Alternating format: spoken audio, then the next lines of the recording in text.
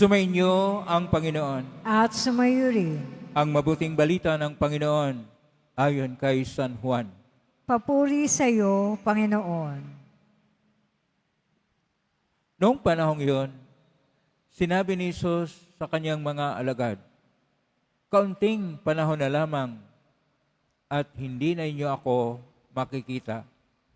At pagkaraan ng kaunting panahon pa, ako'y inyong makikita muli."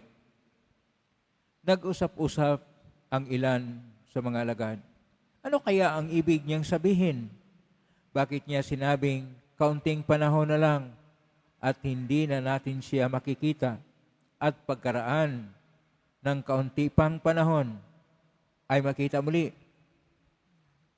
Sabi pa niya sapagkat ako'y paroon sa Ama. Ano kaya ang ibig sabihin ng kaunting panahon na lamang? Hindi natin maunawaan.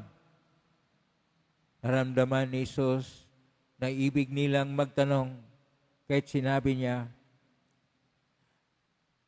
"Nagtatanungan kayo tungkol sa sinabi kong kaunting panahon na lamang at hindi ninyo ako makikita. At pagkaraan ng kaunting panahon, ako inyong makita uli.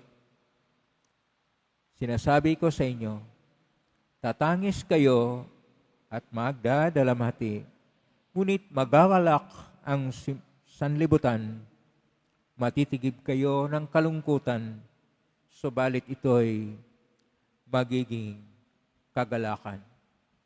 Ang mabuting balita ng Panginoon.